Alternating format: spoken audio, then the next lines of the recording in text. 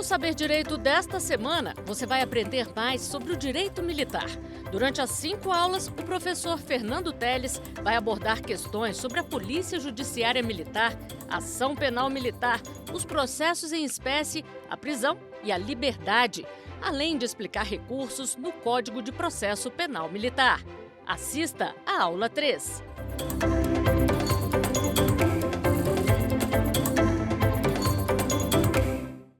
Olá, espectadores do Saber Direito. Meu nome é Fernando Teles, sou promotor de Justiça Militar e estou aqui em mais uma aula para apresentar para vocês mais um pouquinho do processo penal militar.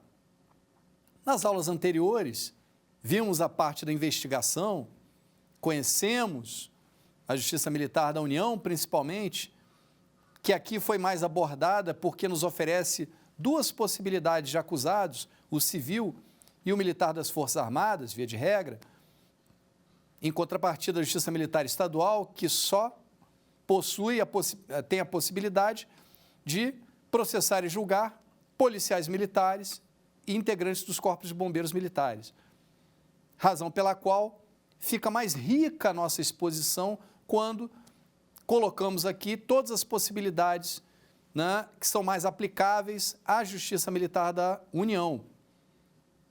Também falamos sobre a ação penal militar, a propositura da ação penal militar, o cabimento ou não dos institutos despenalizantes, os entendimentos sobre isso, os requisitos.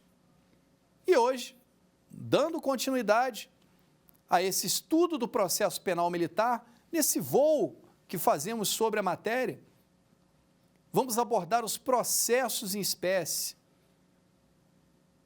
o procedimento ordinário do CPPM e os procedimentos especiais, os ritos especiais, da deserção, da insubmissão. Então, vamos começar o nosso estudo. Antes de qualquer coisa, me cabe até como um dever e um prazer indicar uma obra para consulta e estudo de todos e todas, que é o Manual de Processo Penal Militar, o Manual de Direito Processual Penal Militar, do professor Cícero Robson Coimbra Neves, Manual de Direito Processual Penal Militar, um volume único, do professor Cícero Robson Coimbra Neves, promotor de Justiça Militar, do meu concurso, inclusive, doutrinador com vasta experiência no direito militar, seja no âmbito do direito penal militar, no processo penal militar, conhece muito bem o direito administrativo militar também, porque foi da Polícia Militar do Estado de São Paulo durante mais de 20 anos, então conhece também as particularidades. E o manual, especificamente o Manual de Processo Penal Militar, Manual de Direito Processual Penal Militar, do professor Cícero Coimbra, é uma preciosidade. Evidente que existem outras obras muito boas, mas aqui a minha indicação pela obra dele, pela completude, pela profundidade que ele se vale para abordar os institutos do processo penal militar, passeando desde a ação penal, a principiologia, a investigação, a polícia judiciária militar, indo até a execução da pena, recursos, nulidades, tudo isso. Pois bem, feita essa indicação que me cabia, e é uma satisfação indicar, vamos para o conteúdo propriamente dito. Ao abordar o processo penal militar, ao abordar o procedimento ordinário, nós temos que necessariamente ter em mente que, de forma distinta do Código de Processo Penal comum, nós temos um único procedimento ordinário para todos os crimes militares definidos em lei, salvo deserção e submissão. Então, olha como é fácil. Existem alunos que falam, professor, eu acho o processo penal militar difícil de se estudar. Evidente que esse ramo do direito militar, ele possui as suas especificidades, possui as suas complexidades, porém, naturalmente, um elemento facilitador do estudo do processo penal militar é esse. Nós temos apenas um procedimento ordinário. Não há procedimento para crimes contra a honra, não há procedimento específico e próprio para outros tipos penais, né?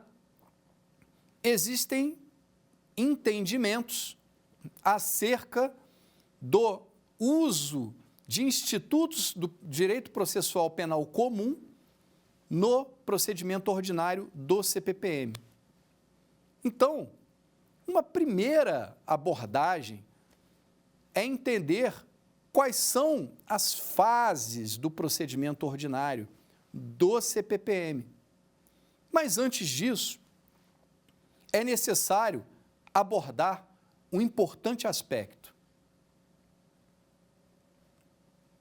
Recentemente, o Supremo Tribunal Federal, no recurso em habeas corpus 142608, eu repito, 142608, definiu no plenário virtual, que os artigos 396 e 396-A do CPP, do Código de Processo Penal, são aplicáveis às ações penais militares e devem ser aplicados aos processos penais militares cuja instrução criminal não tenha se iniciado. Com uma ressalva, né, ressalvada a hipótese de a própria parte envolvida, ter requerido expressamente, né, a concessão ali da oportunidade de se manifestar, de apresentar a resposta à acusação no momento oportuno. E eu já adiantei com isso o conteúdo dos artigos 396 e 396-A. Mas, de qualquer forma, eu vou abordá-los para vocês aqui. Venham comigo. Artigo 396, e eu estou aqui, importante, não estou no CPPM, estou agora no CPP, né?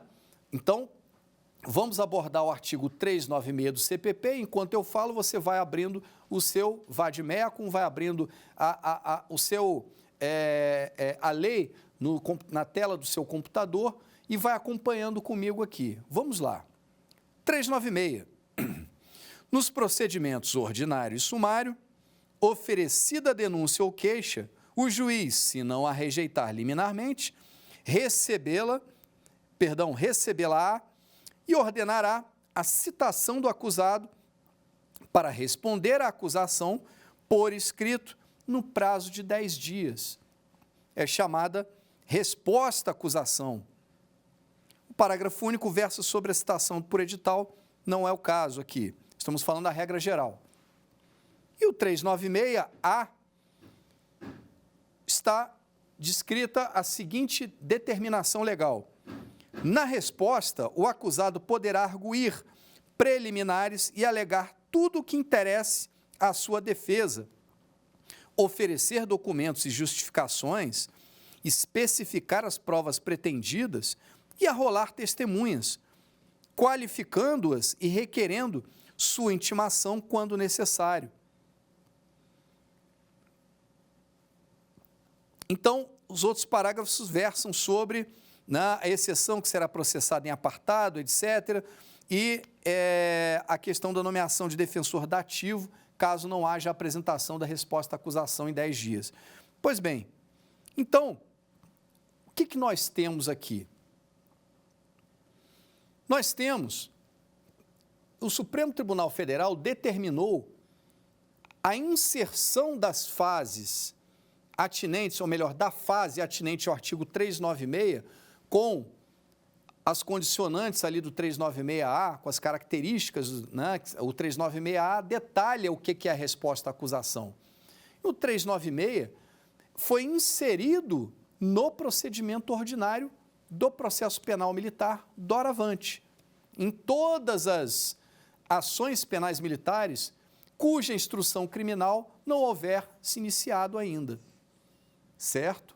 E, muito bem, nós vamos ver em breve que a resposta à acusação, com todas as vênias, ela não é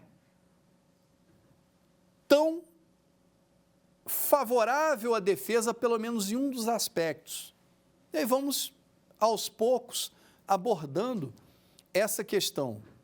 Nós vamos ver que o processo penal militar, ele é mais benéfico à defesa em um determinado aspecto, no que tange, né, quando se compara a resposta à acusação.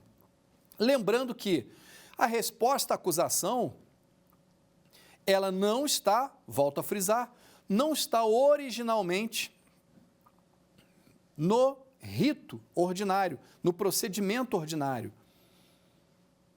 Aí você vai me perguntar, professor, mas onde está o rito ordinário no CPPM, o procedimento ordinário? Artigos 384 e seguintes do CPPM. Vamos analisar todas as etapas agora do procedimento ordinário com o seu devido grau de detalhamento. Vem comigo. Quando o processo se inicia, recebida que é a denúncia, e aí existe também a divergência, quando se trata do chamado crime militar extravagante. O que seria o crime militar extravagante, ou por extensão? O que é o crime militar extravagante, ou por extensão, ou por equiparação?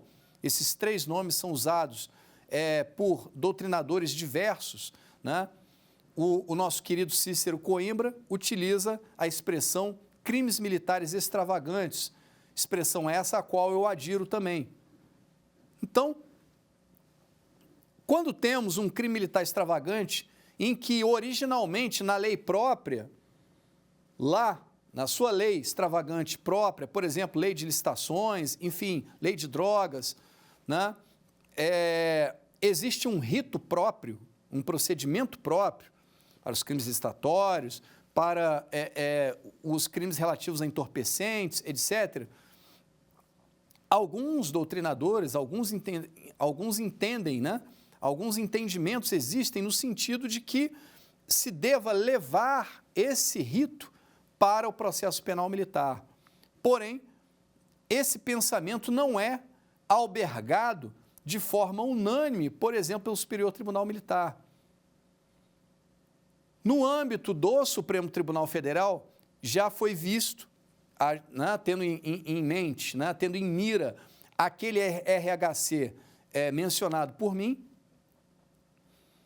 que o Supremo Tribunal Federal, o STF, ele já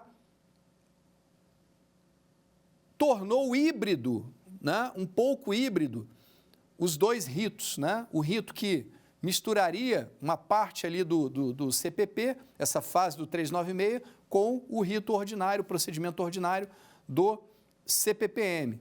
Então, existem vozes no sentido de que se deva utilizar, no caso dos crimes militares extravagantes, que prevêem rito próprio, se deva utilizar esse rito próprio. Mas não é o pensamento dominante. Pois bem, quais são as fases, já considerando essa decisão do Supremo, quais são as fases do procedimento ordinário do CPPM? Pois bem, recebida a denúncia, o juiz federal da Justiça Militar, ele determina no seu despacho que deve ser sorteado o Conselho Especial de Justiça, se o acusado for oficial, ou convocado o Conselho Permanente de Justiça, se o acusado for praça. Note-se que o Conselho Permanente de Justiça, como foi falado nas aulas anteriores, ele processa e julga praças, soldados ou marinheiros, até subtenentes e suboficiais. Todos os praças, ou todas as praças, há quem entenda que se fale o ou a praça. Então, praças são julgados pelo Conselho Permanente de Justiça, formado pelo juiz federal da Justiça Militar ou juiz federal substituto da Justiça Militar, um juiz civil concursado, é o juiz técnico, e por 4 oficiais.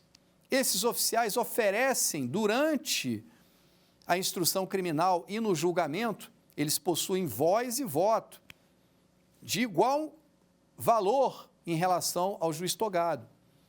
Qual é a importância desse chamado escabinato, desse colegiado plurimo, esse colegiado híbrido?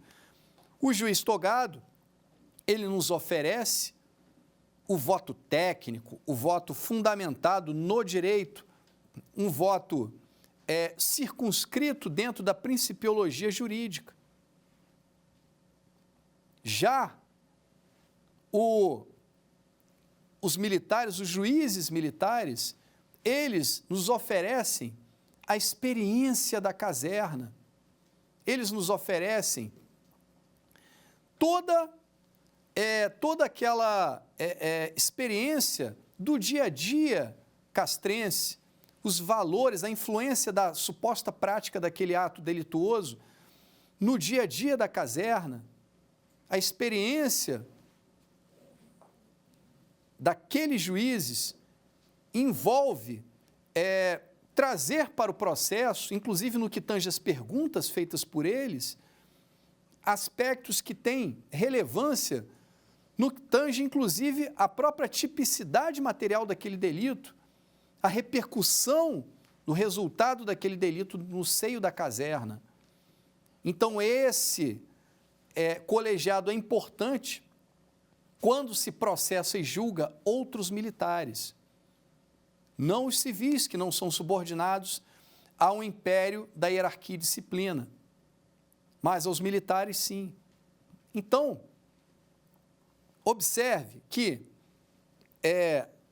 no processo penal militar, esses juízes militares terão um papel muito relevante no que tange aos questionamentos às testemunhas, à vítima, às testemunhas e até mesmo no próprio interrogatório do acusado, formulando perguntas por intermédio do juiz, que são perguntas, às vezes, muito importantes para percebermos o alcance daquele fato no seio da caserna, no seio da força daquela organização militar.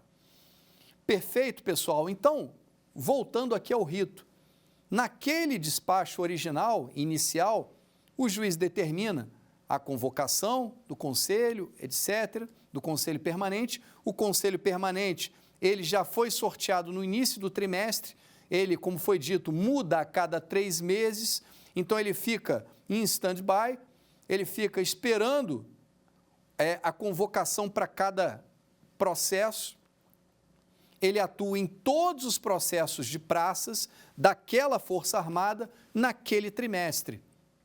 Então, existe um Conselho Permanente de Justiça para a Marinha, usando aqui a ordem de antiguidade das Forças Armadas, da Marinha, do Exército e da Aeronáutica. Existe um CPJ para cada força e vão ser responsáveis, competentes para o processo e julgamento de todos os feitos que envolvam praças da Marinha, do Exército e da Aeronáutica, naquele trimestre. No outro trimestre, troca a composição. Só não troca o juiz federal da Justiça Militar, que ele será, se couber a ele por sorteio eletrônico, por livre distribuição, ser o juiz titular daquele feito, o juiz natural daquele feito, ele assim o permanecerá. Pois bem, observem que aqui eu não estou a abordar a questão do juiz de garantias, que também já está em funcionamento. Então, não há que se falar sobre o juiz de garantias aqui nesse caso, porque aqui já estamos na fase processual. Então, tratando-se de praças, a convocação do Conselho Permanente de Justiça, que já fora sorteado no início do trimestre, Nós podemos ter, se o acusado for oficial, podemos ter, né, e teremos, na verdade, o sorteio do Conselho Especial de Justiça. Por quê? De modo diverso do Conselho Permanente, o Conselho Especial, ele fica do início ao fim do processo da primeira instância, sem que haja alteração na sua composição, acompanhando o processo do começo ao fim, né? Então, por que o legislador talvez tenha assim definido? Porque o número de processos de oficiais é menor. E por que isso? Porque a força é corporativista? Porque o Ministério Público Militar não exerce seu controle a contento? Porque a Justiça Militar não processa e julga a contento? Nada disso. Por quê? Tratando-se de uma estrutura piramidal, naturalmente o número de oficiais é muito menor do que o número de praças, principalmente quando se considera soldados e marinheiros, que é o grande contingente oriundo, majoritariamente, né, de serviço militar. Fica um tempo e depois sai.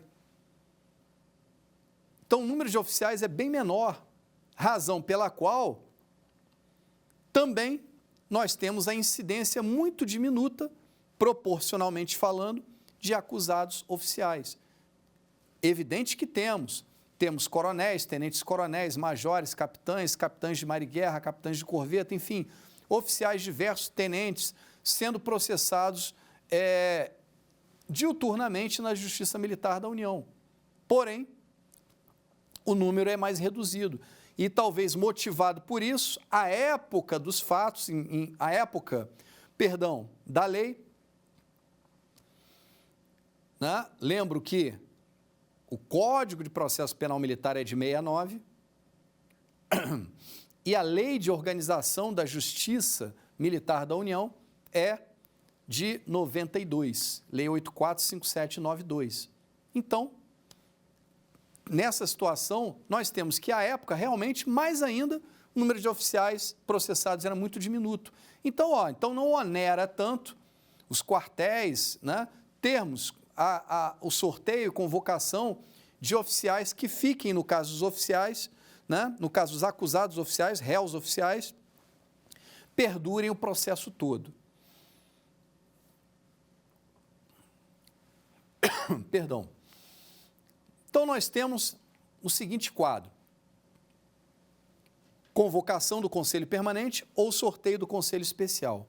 Se o acusado for civil, professor, se o acusado for civil, um acusado, uma acusada, nós teremos o processo e julgamento de forma monocrática pelo juiz federal da Justiça Militar.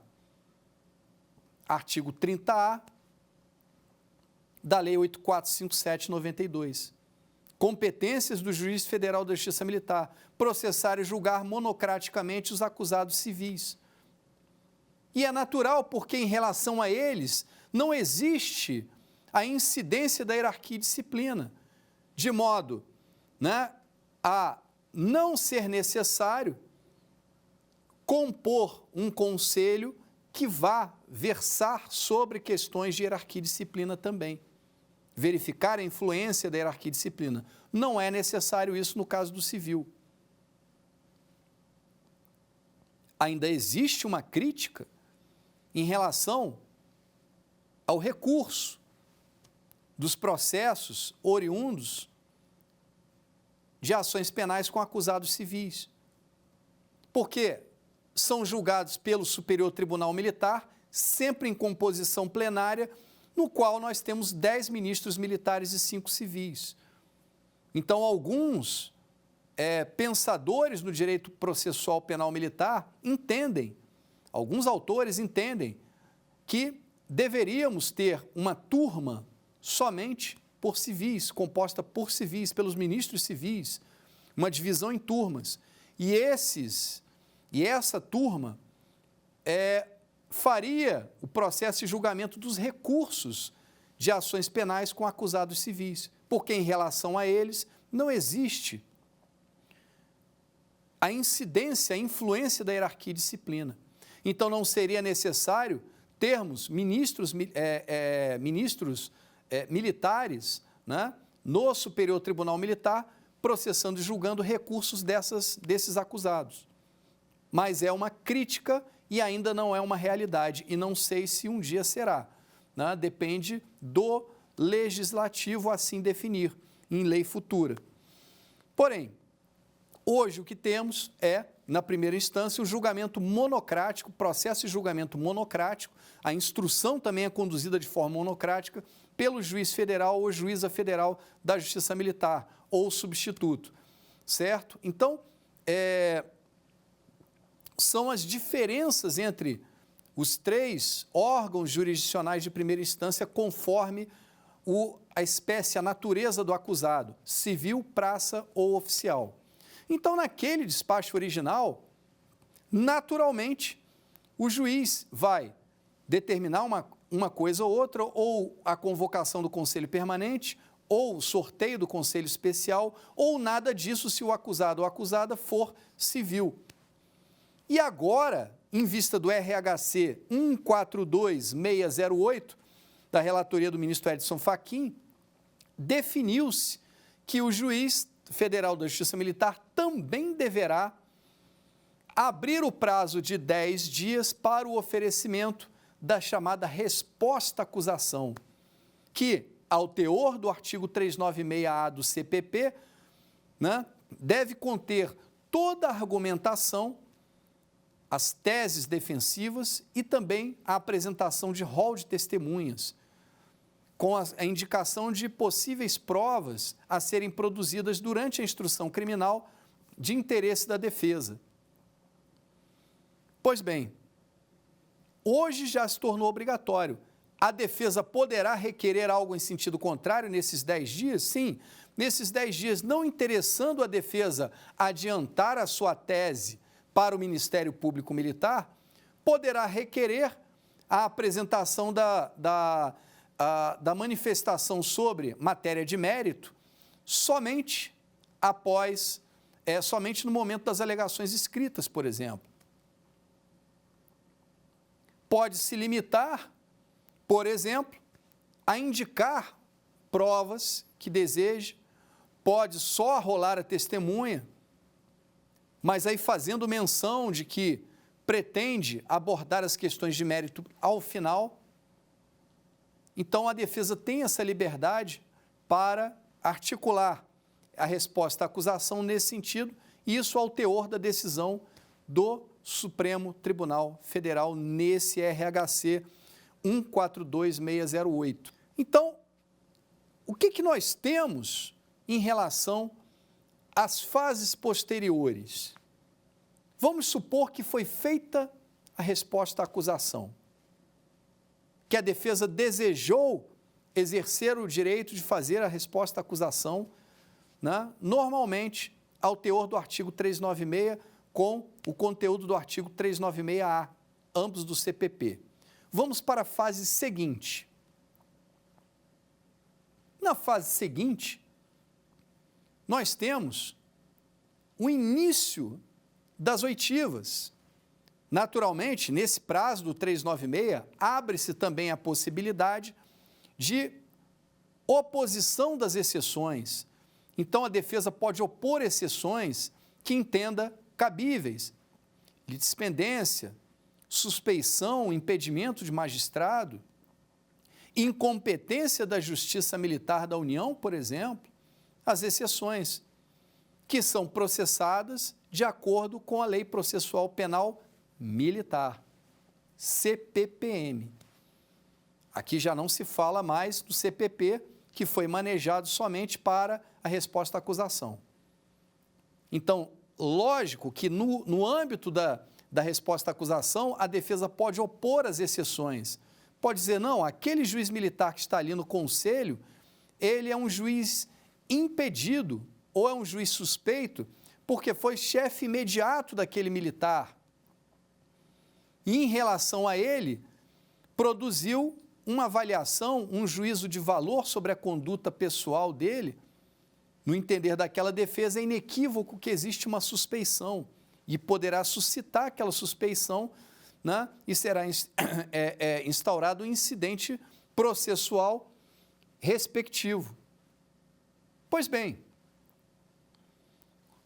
Passada essa fase, a próxima fase, né, a ser feita serão ali as oitivas. Então, o rito do CPP veio a prever uma audiência una. Audiência una essa que não existe no CPPM, no procedimento ordinário do CPPM. E por que isso? Por que existe essa distinção? Porque no rito ordinário, original do CPPM já, né, sem considerar o 396 do CPP, sem considerar o decidido nesse RHC, o rol de testemunhas, as testemunhas arroladas pela defesa, ocorre em momento posterior. Então, primeiro são ouvidas as testemunhas arroladas na denúncia, testemunhas arroladas pelo Ministério Público. Depois, quando há a oitiva da última testemunha arrolada pelo Ministério Público, num prazo de 5 dias, artigo 417, parágrafo 2º, do CPPM, naquele quinquídio legal, a defesa arrolará as suas testemunhas, que depois são ouvidas. Então, essa é a razão pela qual, no processo penal militar, não há uma audiência una. Hoje, já a coincidência do artigo 396, talvez se consiga, em alguns casos, fazer uma audiência una, ouvindo, caso exista, o ofendido, depois, testemunhas arroladas na denúncia, e como as testemunhas arroladas pela defesa já o foram indicadas ao juízo lá na resposta à acusação, também seriam ouvidas nessa mesma audiência. E após essas oitivas todas, já ser feito ali o interrogatório do acusado. Hoje, quando nós temos, em que situação nós temos uma audiência una, pessoal? Na hipótese de a defesa peremptoriamente abrir mão de qualquer testemunha. Ou, se o Ministério Público entender na denúncia que se trata de uma prova documental, pericial, e não pretende levar para a instrução criminal nenhuma testemunha.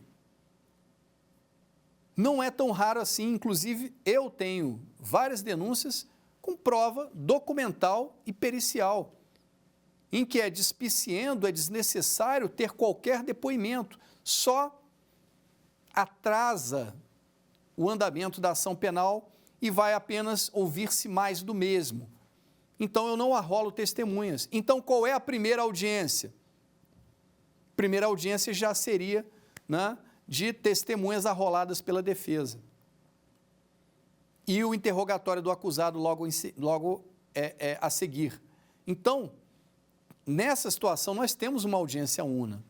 Ou hoje, após esse RHC do ministro Fachin, no plenário virtual, foi por maioria, nós temos a resposta à acusação, já a indicação de testemunhas arroladas pela defesa, as testemunhas arroladas pelo Ministério Público já o foram na denúncia, então o juízo tem condições de marcar uma audiência una para ouvir todo mundo.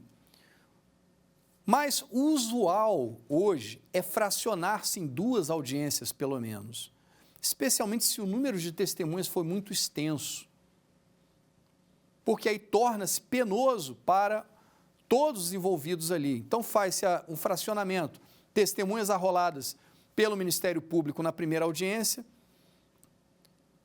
pode-se, inclusive, oferecer o mesmo prazo do artigo 417, parágrafo 2º, até para que a defesa possa indicar, olha, defesa, você quer manter aquelas testemunhas arroladas lá na resposta à acusação ou quer trocar alguma? Ou quer abrir mão de alguma? O que você quer fazer, defesa? Aí a defesa vai dizer, excelência, eu gostaria de manter as mesmas testemunhas. Perfeito, doutor. Vamos então ouvi-las. E aí, numa próxima audiência, ouve-se essas testemunhas arroladas pela defesa, né, ou arroladas inicialmente, depois substituídas, ou aquelas que sobraram, enfim, quando a defesa abre mão de alguma, enfim, todas aquelas testemunhas que devem ser ouvidas depois na segunda audiência. Na primeira, ouve-se o ofendido ou ofendida, né? Lembrando uma coisa muito importante para vocês hoje, né? Que é um tema ministerial, é um tema levado pelo Ministério Público em defesa da sociedade, lembrando que, com absoluto respeito às demais funções essenciais à justiça, né? A advocacia privada, a defensoria pública, no caso aqui da União, com absoluto respeito às funções de cada um, o verdadeiro defensor da sociedade é o Ministério Público, defensor dos direitos indisponíveis. E o Ministério Público tem se preocupado com a questão da revitimização. Quando nós temos uma vítima, especialmente uma vítima de algum grupo vulnerável, nós temos a preocupação daquela pessoa não ser revitimizada durante o seu depoimento judicial, durante o seu depoimento, mesmo na fase de inquérito, na fase pré-processual, e especialmente em juízo, com todas as cautelas, né? Quando se trata de um crime sexual contra a mulher, um crime contra a dignidade sexual, que exige-se, né, o respeito à dignidade daquela mulher vítima, né, que não se faça qualquer tipo de juízo de valor sobre a conduta dela, a roupa que vestia, etc. Esse tipo de temática que ela deve ser rechaçada de plano. E lembrando que a vítima nunca é culpada pelo ato que é praticado em seu desfavor. A vítima nunca é culpada. Entender de forma diferente significa inverter as posições e acusar quem deve ser protegido. Então, é muito importante que durante os depoimentos da ofendida, do ofendido, da vítima, seja ali, exista proteção para evitar a revitimização, certo? Então, a cautela nas perguntas a serem feitas, etc., lógico, sem deixar de abordar as questões de mérito, mas com a devida cautela e o devido filtro que o juízo faz, que o juiz federal da Justiça Militar fará e sempre faz, certo? Voltando aqui, nós temos o prosseguimento desse rito, desse procedimento. Então, já vimos que podemos ter, a depender das circunstâncias, uma audiência una ou duas. Nada impede, até que se o número de fatos, de acusados for grande, possamos até fracionar em mais oitivas, né? Imaginemos que em um dado processo penal militar, em uma ação penal militar, nós temos 3 fatos e 3 acusados, ou 3 fatos e 4 acusados. Cada acusado poderá arrolar até 6 testemunhas para cada fato. Então, imaginem 72 testemunhas. Se todos arrolarem 6 testemunhas, mais as 6 do Ministério Público para cada fato, né?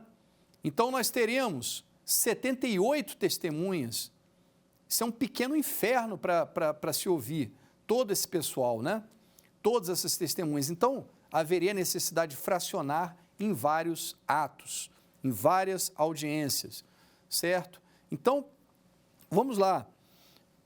Após, né, a conclusão dessas oitivas de testemunhas, temos o interrogatório do acusado.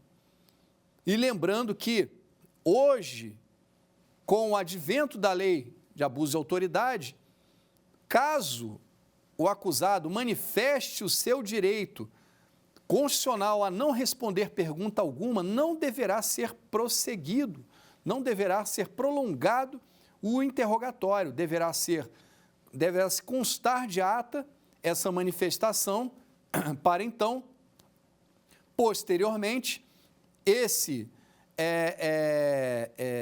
se suspender ali o interrogatório, findando aquele depoimento de forma incontinente, certo? Né? Sob pena de constituir até abuso de autoridade, isso aí.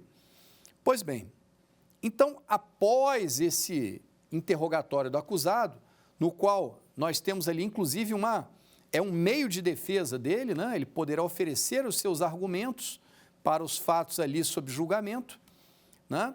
Nós temos a fase seguinte, que é a fase de diligências. Essa fase de diligências, ela é necessária para que, após a instrução criminal, as duas partes verifiquem se houve alguma questão pendente que possa ser solucionada por uma nova perícia, né? Embora saibamos que as perícias são, via de regra, definitivas, não são renovadas, mas uma outra perícia, por exemplo, né?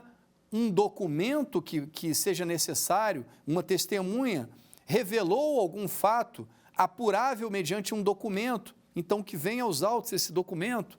Então, naturalmente, essa é a fase de diligências.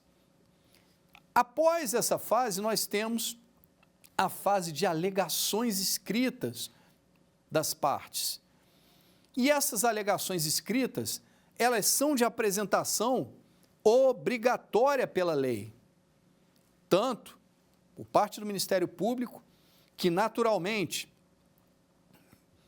tem, perdão, pessoal, que naturalmente tem que formular ali a tese, né, que irá ser levantada após ali a instrução criminal. Então, ele vai sustentar o pedido condenatório ou verificando, após a instrução, que aquele acusado não merece ser condenado, que não há subsídios para a condenação. O Ministério Público poderá, então, articular uma manifestação no sentido da absolvição daquele acusado. Eu lembro que o Ministério Público, ele não condena a todo custo, não deve condenar a todo custo. O promotor de justiça não é um promotor de acusação, ele é um promotor de justiça. Se a justiça estiver na absolvição daquele sujeito, ele opinará dessa forma. Mas habitualmente há sustentação do pedido condenatório nas alegações escritas, nas quais o Ministério Público articulará, promotor de justiça militar ou procurador de justiça militar, articulará ali os argumentos que levam a pensar e a sustentar a condenação daquele acusado ou daqueles acusados, certo? Então, é o local, é o locus onde a acusação se solidifica, né? Ou se volta para um pedido absolutório, né? E a defesa deve apresentar as alegações, né? Se ela se quedar inerte, será intimada normalmente a fazê-lo, né? E pelo menos que o diga que no teor das alegações que vai sustentar oralmente ali os seus argumentos, tá? Deve-se ponderar sempre o que vai ser articulado pela defesa ali, para não demonstrar, inclusive, que o réu está indefeso, né? Que não está, o réu não está indefeso. Ele é meu cliente, eu vou aqui sustentar que eu vou articular os meus argumentos na sessão de julgamento. Pois bem, aí existem algumas questões que são importantes. Primeiro, se houver um pedido absolutório do Ministério Público, o juízo está vinculado a esse pedido, não está vinculado e o juízo poderá condenar o acusado.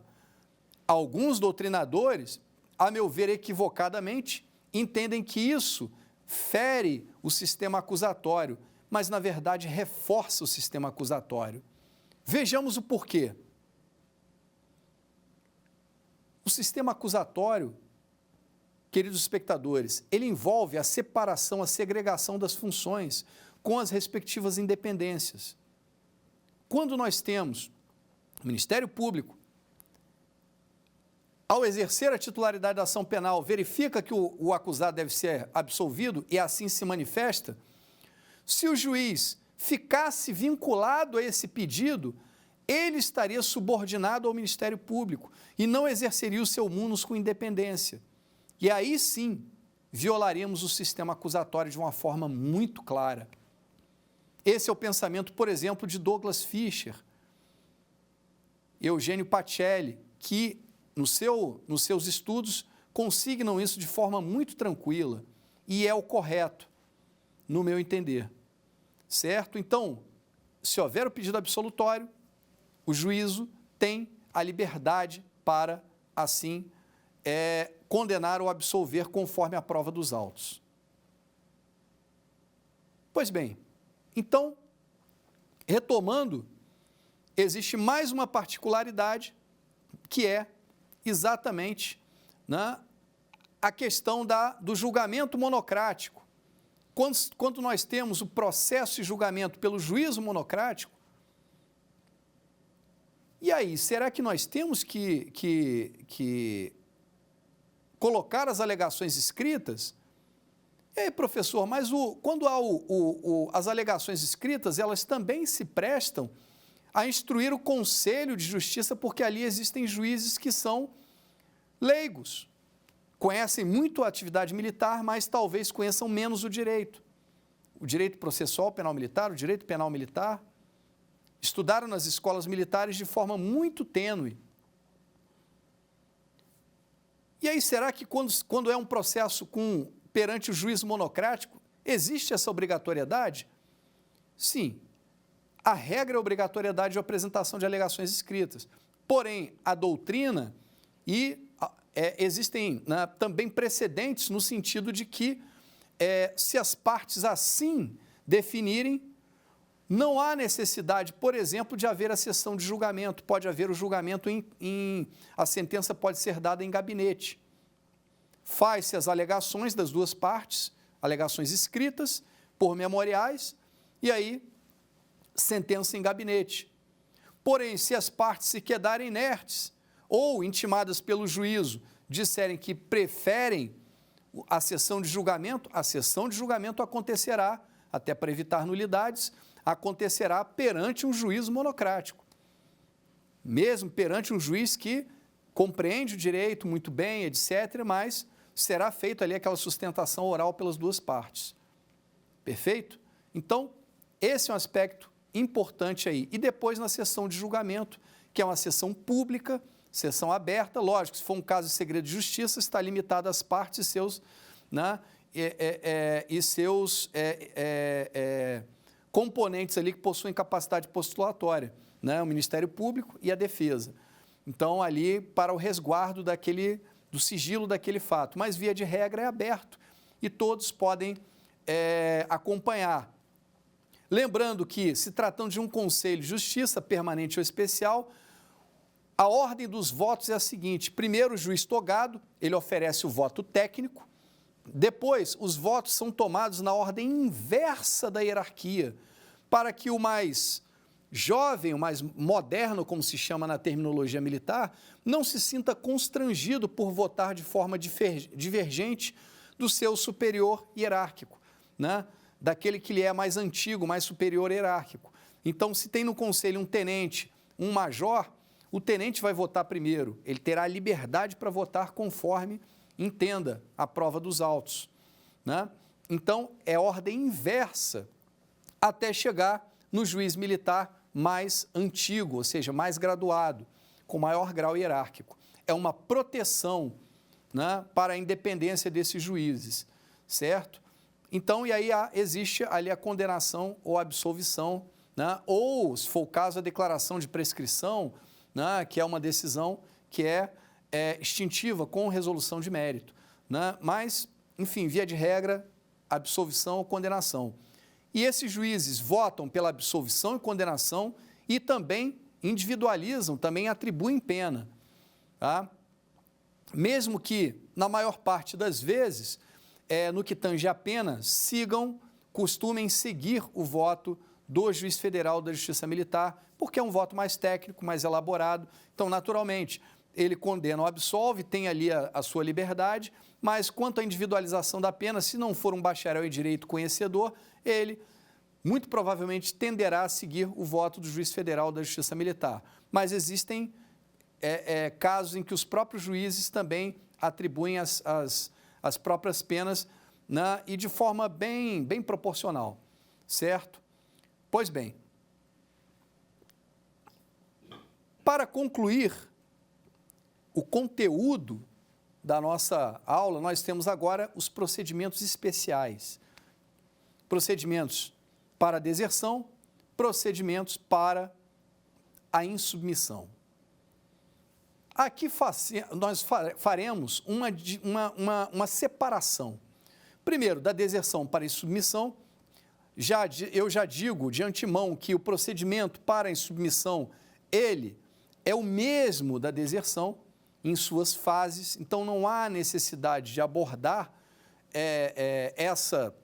esse procedimento no seu detalhamento, mas no que tange a deserção, aos procedimentos especiais de deserção, nós temos que fazer a diferença. Se trata-se de a deserção de praça sem estabilidade, praça com estabilidade ou de oficial.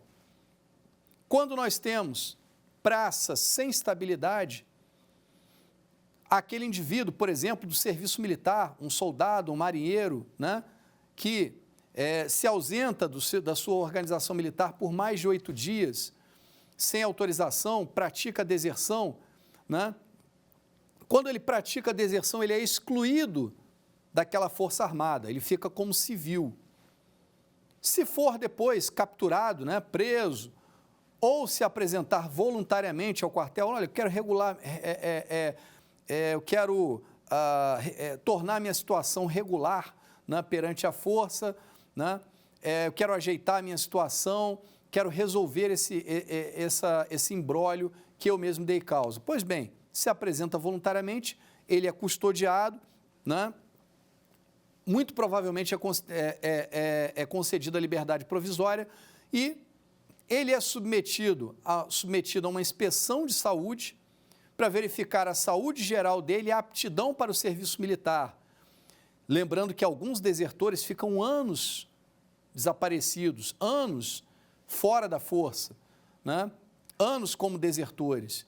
E aí retornam, né, para apresentação voluntária, certo? Então, o que nós temos? Nós temos uma situação em que deve ser feita a inspeção de saúde para verificar se ele pode retornar à força. Se ele retornar à força, pode ser oferecida a denúncia, né? A condição, ele é reincluído e pode ser oferecida a denúncia, tá? Então, a condição para oferecimento da denúncia é, né, a inspeção de saúde com aptidão para o serviço militar e a reinclusão aos quadros. Quando se trata de praça com estabilidade, basta que haja a reversão ao quadro, reversão aos quadros da força, né? Praça com estabilidade, que é praça com mais de 10 anos de serviço, adquire estabilidade, né? Quando pratica a deserção, incide sobre essa praça, é chamada agregação, ela fica fora do quadro, né, de origem, aguardando ali o deslinde daquela situação. Ao retornar, mediante captura ou apresentação voluntária, né, existe a reversão, que é a operação inversa da agregação. De posse do ato da reversão, o Ministério Público Militar pode oferecer a denúncia. E no caso do oficial, ele é agregado, né? Existe a agregação até o trânsito em julgado, certo? Não há outra condição de procedibilidade. E existe, né, uma grande divergência doutrinária se essa condição do militar estar na força, estar como militar, né, se é necessário que permaneça até a execução da pena, né? Ou seja, se haveria ou não uma condição de prosseguibilidade. É uma grande divergência doutrinária, mas hoje ainda prevalece, tanto no STM quanto no STF, a posição de que ela não existe. Ou seja, recebida a denúncia com, por exemplo, praça sem estabilidade, depois pode ser licenciado ou expulso, normalmente que o processo em desfavor desse cidadão prossegue regularmente. Tá ok? E no que tange à insubmissão, basta que haja ali a comprovação de que ele assinou o ato de incorporação, o ato de convocação, a ciência é o ato de convocação para se incorporar e não compareceu voluntariamente. Tá ok, gente? Então, agora, concluídos esses tópicos da aula de hoje, nós vamos para o nosso quiz.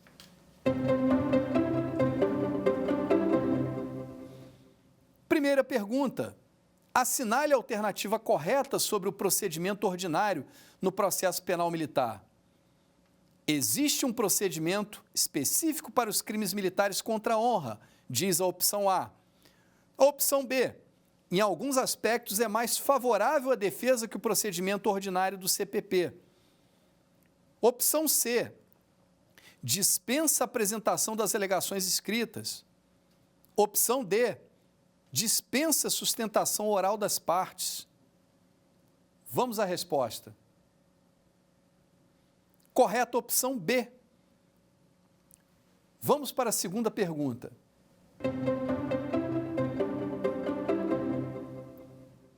Sobre o procedimento especial para o crime de deserção, pode-se afirmar que, para praças sem estabilidade, basta a apresentação ou prisão do desertor para que a denúncia possa ser oferecida. Opção B. Para praças com estabilidade, basta a agregação para o oferecimento da denúncia. Opção C. Para o oficial, não há qualquer condição de procedibilidade. Para a opção D, há unanimidade na doutrina e jurisprudência sobre a condição de prosseguibilidade para praças sem estabilidade no crime de deserção. Vamos à opção correta. Opção B é a opção correta. Vamos para a última pergunta.